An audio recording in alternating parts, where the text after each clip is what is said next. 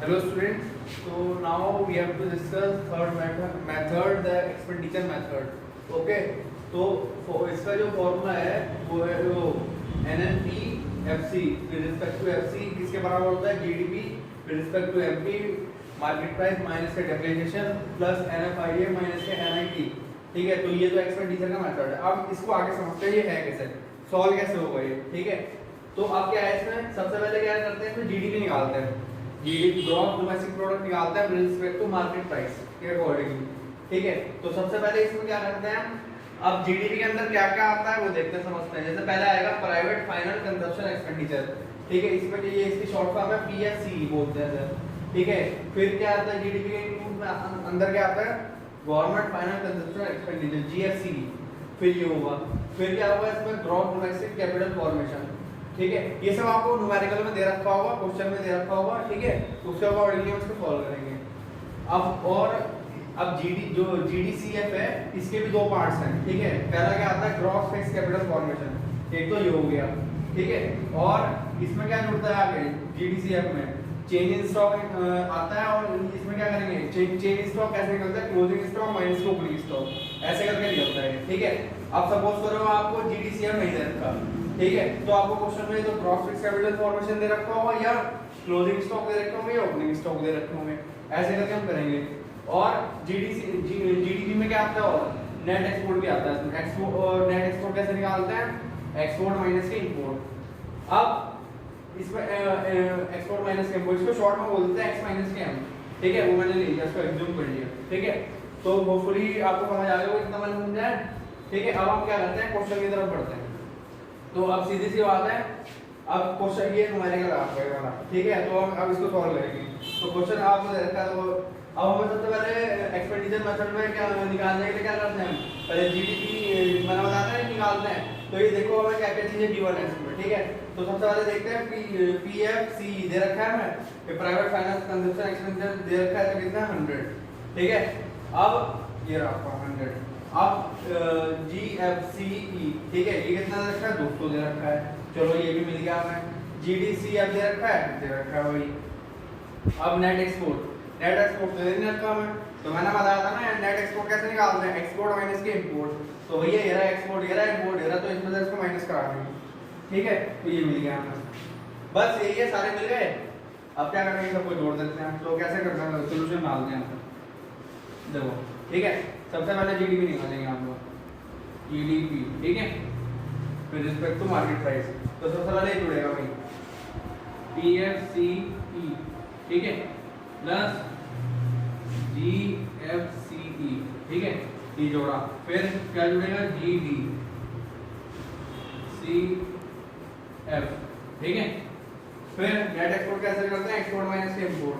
तो इसमें लिख लेंगे आप ऐसे करके 400 माइनस के 300। ठीक है, तो ये क्लियर होगी, डायरेक्ट मैंने वैल्यू लगी है। ठीक है, अब सारी कर लो क्या क्या है। PFC कितने दे रखा है, 100 दे रखा है। ठीक है, फिर कितना 200 दे रखा है, ये 200 लिख लिया मैंने यहाँ पर। फिर ये कितना है, 300 दे रखा है। फिर ये कितना आ गया, 100 आ गया, ये एक्सपोर्ट माइनस के इंपोर्ट करके। तो जोड़ो 300 ये हो गया, 600 और कितना हो गया, 700 हो गया ये। तो यहाँ पे लिख लेंगे इसका कितना आया ये, तो ये निकल गया आपका GDP with respect to market price कितना आ गया, 700। ठीक है, तो ये इसको ऐसे डाल देते हैं ब्रैकेट में। ठीक है, तो क्लियर होगी बात ये। अब क्या है भाई, ये निकल गया हमारा। अभी निकालने की डेप्रिसिएशन देखो दे रखा है, NFIA भी दे रखा है और NIT भी दे रखा है। ठीक है, अब क्या करना है, बस ये निकालना है हमें। ठीक है, पर फॉर्मूले में वैल्यू रखनी है और आंसर आ जाएगा। ठीक है, अब देखो अब क्या करना है, NNPFC। ठीक है, इसमें क्या है, जीडीपी कहाँ है, ये निकल गया 700 जो है हमारा। ठीक है, माइनस के डेप्रिसिएशन कितना रखा है, 100।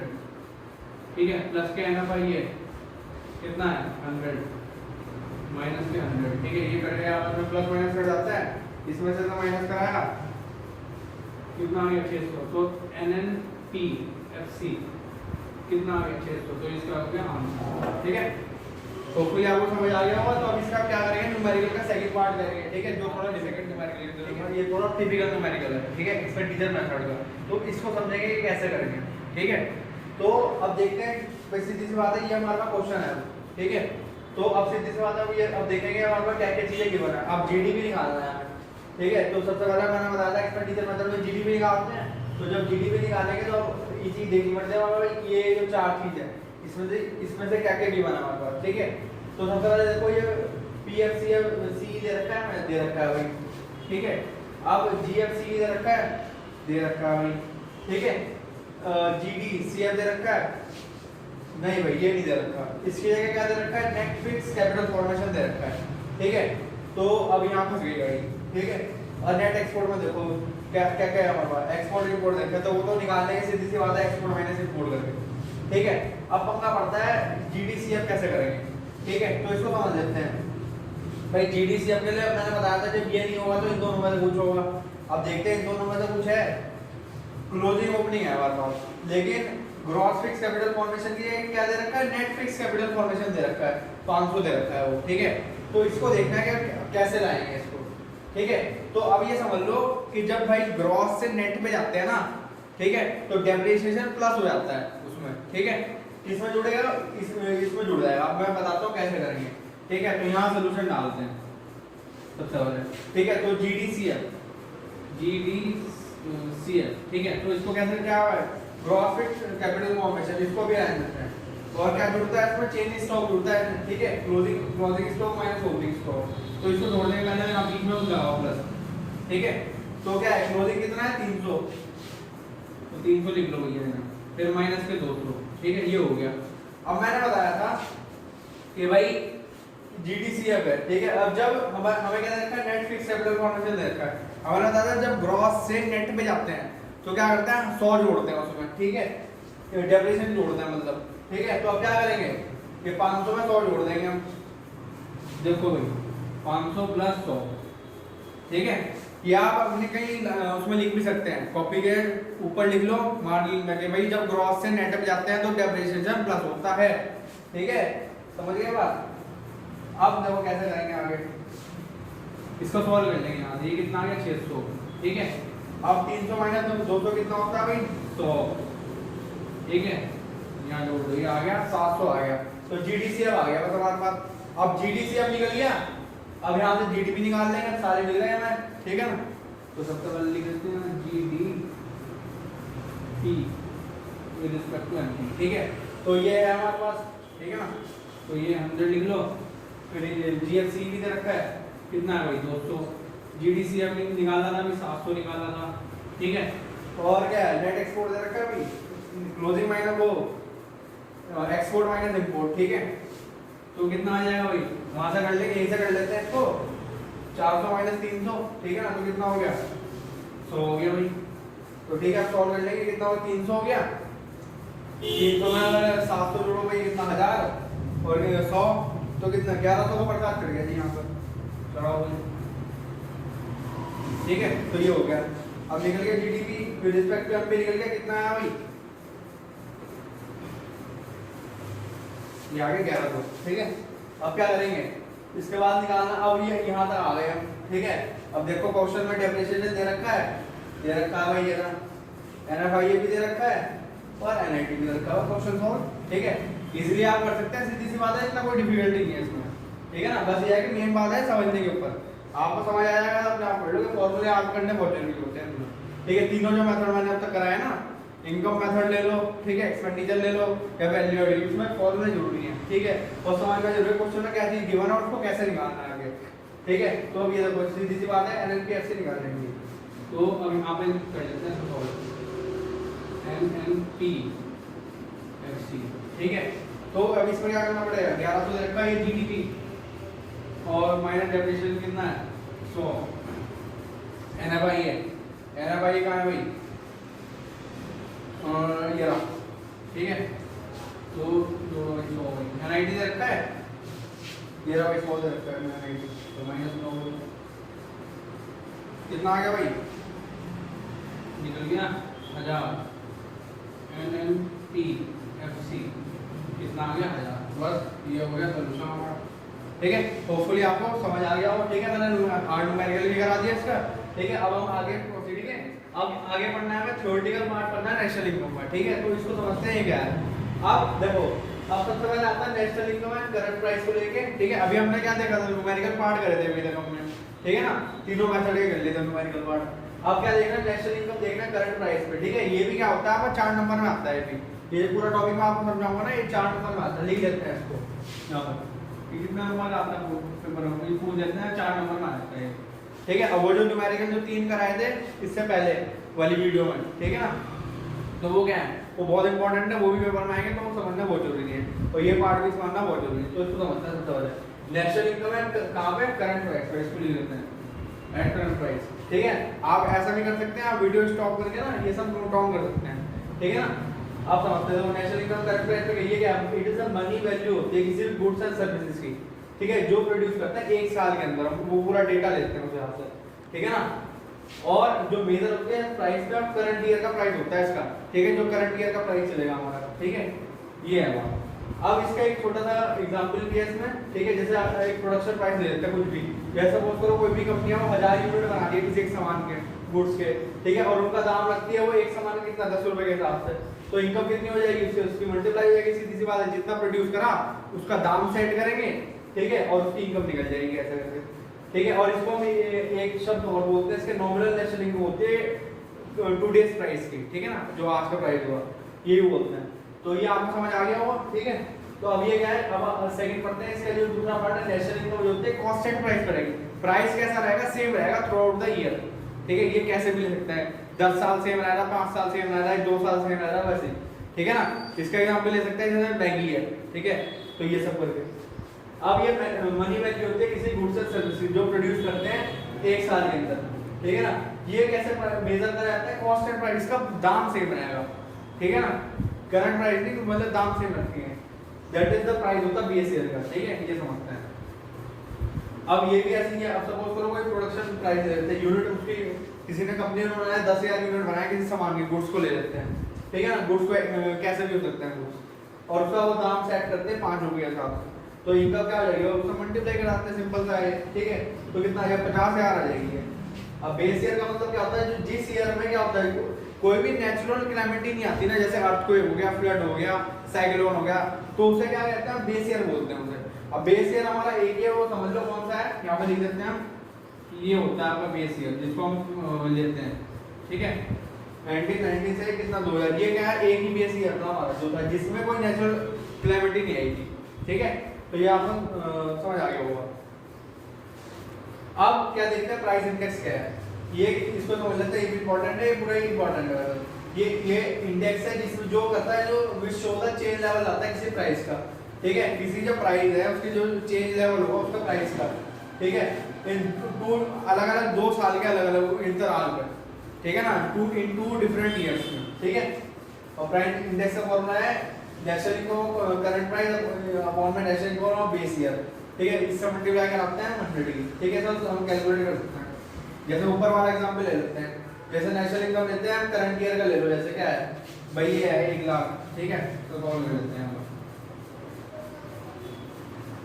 अपॉन, और ये बेस ईयर में क्या लिया था 50,000, यहाँ पे लेते हैं बेस ईयर, ठीक है, इनको क्या करेंगे 100 से करा देंगे, तो कर गई में 4 0 से 4 0 काट लो, ठीक है, हम यहाँ से कर जाएगा 2 आ जाएगा, ये कितना आ गया, ये 200% आ गया, ये परसेंट में लेते हैं प्राइस इंडेक्स को, ठीक है। तो होपफुली आपको समझ आ गया होगा, ठीक है, इजी सी डेफिनेशन है, क्या एक और समझ लेते हैं, it is the index which show the change level आता है किसी प्राइस में, किसमें इन टू डिफरेंट ईयर अलग अलग है, ठीक है। फॉर्मूला आप आगे पढ़ना है, मैं जीडीपी डिफ्लेक्टर का होता है, पूछ देते हैं वो, ठीक है, तो उसका मतलब है बिटवीन 2 इयर्स में होता है हाउ जीडीपी इज चेंजिंग, ठीक है। जीडीपी डिफ्लेक्टर क्या होता है, 2 ईयर पकड़ लो, उसमें जो जीडीपी में बदलाव आ रहे हैं ना, ठीक है भाई, सीधी सी बात है, कैसे करके ले सकते हैं, जीडीपी डिफ्लेक्टर क्या होता है, GDP of current year upon GDP of base year into 100, ऐसे करके कर सकते हैं, ठीक है। तो ये होपफुली आपको ये समझ आ गया होगा, ठीक है, ठीक है। अब क्या करना है, हमें लास्ट टॉपिक पढ़ना है, ठीक है, जीडीपी के बारे में, ठीक है। ये जो क्वेश्चन मैंने लिखा हुआ है ना, ये और आंसर के साथ ये पेपर में आता है, ठीक है, और ये इंपॉर्टेंट भी है, ठीक है। तो इसको ले लेते हैं, जैसे सपोज करो 4 या 5 मार्क्स में पूछ लेते हैं इसको, ठीक है। तो अब इस पे देखना है, क्वेश्चन है जैसे write down some of the limitation बतानी है यूजिंग जीडीपी की, ठीक है, as an index of welfare of a country, ठीक है, कंट्री के वेलफेयर में कैसे जीडीपी का कंट्रीब्यूशन होता है। पहले समझ लेते हैं जीडीपी है क्या, ठीक है। तो जीडीपी क्या है पहले समझते हैं कि एक साल के अंदर कितने हमारी प्रोडक्शन करने की जो क्षमता होती है ना उसे जीडीपी बोलते हैं, ठीक है। एक बार और समझ लेते हैं कि जीडीपी है क्या, कि भाई जो एक साल कोई भी पकड़ लो, ठीक है, उसमें जो हमारी क्या होती है प्रोडक्शन करने की जो क्षमता होती है, कैपेसिटी जिसे बोलते हैं, ठीक है, तो वो जीडीपी कहलाता है। आप समझते हैं, अब जैसे एक क्वेश्चन इसमें घुमा के भी देते हैं कि जीडीपी एंड वेलफेयर आर कैसे होता है, ये एक दूसरे रिलेट है या नहीं है, कमेंट करो इस पर, ठीक है। तो जीडीपी क्या होता है, जीडीपी समझते हैं, जीडीपी होता है प्रोडक्शन से रिलेटेड, और जो वेलफेयर है ना, वेलफेयर होता है वेलबींग। वेलबींग कैसे, मतलब for the betterment of the society के लिए, ठीक है ना। तो समझते हैं, जैसे ये क्वेश्चन लेते हैं आपका भी पेपर में, ठीक है, आप इसको वीडियो स्टॉप करके इसको नोट डाउन भी कर सकते हैं, ठीक है, और जरूरी भी है कि वो पढ़ना भी जरूरी है इसको, ठीक है। तो समझते हैं सबसे पहले है क्या, ठीक है। तो अब देखते हैं पहले क्या है, इसमें नॉन मॉनेटरी एक्सचेंज होता है, जो जीडीपी क्या रहता है समझा देता हूँ पूरा मैं, ठीक है, थ्योरेटिकल है तो समझ लेते हैं। जीडीपी क्या करता है, मेजर करता है गुड्स एंड सर्विसेज को, ठीक है, जो प्रोड्यूस होता है किसी हमारी इकोनॉमी के अंदर, कोई भी इकोनॉमी पकड़ लो, ठीक है, अमेरिका की पकड़ लो, फ्रांस की पकड़ लो, इंडिया की पकड़ लो, कहीं की पकड़ लो, ठीक है। तो ये समझते हैं, तो जीडीपी क्या मेजर करता है गुड्स एंड सर्विसेज में होता है जो प्रोड्यूस होती है इकोनॉमी में, ठीक है। कोई भी पर्टिकुलर पीरियड ऑफ टाइम की बात पकड़ लेते हैं, ठीक है, 6 महीने का पकड़ लो, ठीक है, 1 साल का पकड़ लो, 2 साल का पकड़ लो, ऐसे करके हम अनुमान लगाते हैं, ठीक है। और उसमें जो जीडीपी का मेजर करेगा गुड्स एंड सर्विसेज को प्रोड्यूस करता है इकोनॉमी में, ठीक है, एक पर्टिकुलर पीरियड ऑफ टाइम में। और however it does not take into account those transaction that do not come under monetary terms, ठीक है। ऐसी बहुत सारी चीजें होती हैं जो मॉनेटरी टर्म्स के अंदर नहीं आती हैं, ठीक है ना। अब इन जो कम डेवलप्ड कंट्रीज है ना, ठीक है, there are non monetary exchange भी होते हैं उसके अंदर, ठीक है, कहाँ पे, पर्टिकुलरली रूरल एरियाज के अंदर, ठीक है, जो भीड़ के इलाके हो जहाँ पे साधन नहीं होता, ठीक है, गांव विलेज हो गए जो, ठीक है, जो टाउन्स होते हैं वहाँ की बात करनी है, तो वहाँ पे क्या नहीं होता, नॉन मॉनेटरी एक्सचेंज बट नहीं होते वहाँ पे, ठीक है ना। अब as the transaction remain outside रहती है, जीडीपी के बाहर रहती है, ठीक है ना। तो ये बताया इसमें। अब ये कहता है एक्सटर्नलिटीज क्या होते हैं, इंक्रीज, जब नेशनल इनकम में बढ़ोतरी होती है ना, जब वो बढ़ती है, ठीक है, जब वो एसोसिएट होते हैं, फिर इंक्रीज लेवल ऑफ पोल्यूशन भी होता है उसमें। अब सीधी सी बात है, जब फैक्ट्रीज है वहाँ पे काम हो रहा है, सीधी सी बात है, तो अब क्या पोल्यूशन भी बढ़ता है उसमें, एक्सीडेंट के केस होते हैं, डिजास्टर भी हैं, शॉर्टेज भी होता है, ठीक है, कोई सामान गुड्स को लेकर शॉर्टेज हो गया कई बार, ठीक है ना, डिप्लीशन हो गया नेचुरल रिसोर्सेज का, ठीक है, नेचुरल रिसोर्सेज भी क्या होते हैं, खराब होते हैं इससे, ठीक है। आप सपोज करो कोई फैक्ट्री में काम चल रहा है, ठीक है, तो उससे क्या होगा, जो उसका वेस्ट मटेरियल है वो कहाँ जाता है आपका, उसमें जाता है गंगा में जाएगा, कहीं पे भी जाता है, तो उससे क्या होता है, पानी खराब होता है, तो वाटर रिसोर्सेज क्या हो रहे हैं, डिप्लीट हो रहे हैं यहाँ पे, ठीक है। दीस फैक्टर अफेक्ट करते हैं ह्यूमन हेल्थ को भी, भाई सीधी सी बात है, ह्यूमन हेल्थ इसमें क्या होगी, अफेक्ट होगी इसमें, ठीक है। अब क्या होता है, इससे क्या होता है, इकोलॉजिकल डिग्रेडेशन हो जाएगा, चीजें खराब होती हैं, GDP fail to consider the cost, ठीक है। तो ऐसे में क्या होता है, जीडीपी इस चीजों में फेल हो जाती है and valuation of such factor, तो सीधी सी बात है, वो क्या होगा, सिस्टम में 19-20 हो जाता है, या क्या होगा, वो इम्बैलेंस हो जाएगा सिस्टम में, ठीक है। अब आगे समझते हैं वेलफेयर। तो ये क्या है, एक तरीके से लिमिटेशन है, माइनस पॉइंट है इसका। जीडीपी इग्नोर कर देता है welfare component as a goods and services को लेके, ठीक है, but may and may not added to the welfare society. कई बार सोसाइटी से हटके जीडीपी को काम करती है, भाई जीडीपी अभी ये तो है नहीं वेलफेयर के लिए भी काम करेगी, नहीं होता कई बार, ठीक है, वो रिलेट एक दूसरे से करते ही नहीं है, ठीक है।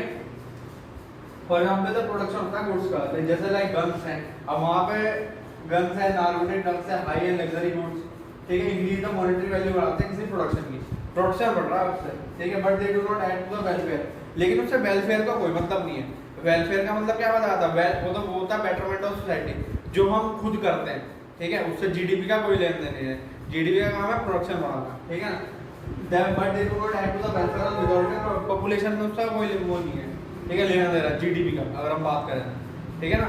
अब इसमें एक चीज और आती है, अब जैसे पॉपुलेशन की बात करते हैं, ठीक है, एक पर्टिकुलर ईयर पकड़ लो, ठीक है, तो उसमें क्या, जैसे सपोज करो भाई पॉपुलेशन बढ़ रही है हमारी, ठीक है, आज का जैसे एक छोटा सा एग्जाम्पल लेते हैं फॉर एग्जाम्पल, ठीक है, एक वो ले लेते हैं, जैसे एक 2008 की बात कर लेते हैं, एक एग्जाम्पल लेते हैं, ठीक है, उस टाइम पे कुछ पॉपुलेशन मान लो बढ़ी, अब जैसे इस टाइम हमारी पॉपुलेशन कितनी है, 140 करोड़ के पार पहुंच रही है, तो 2008 में अगर हम समझे कुछ भी ले लेते हैं, जैसे 80 करोड़ थी, ठीक है, पॉपुलेशन, अब थोड़ी टाइम के बाद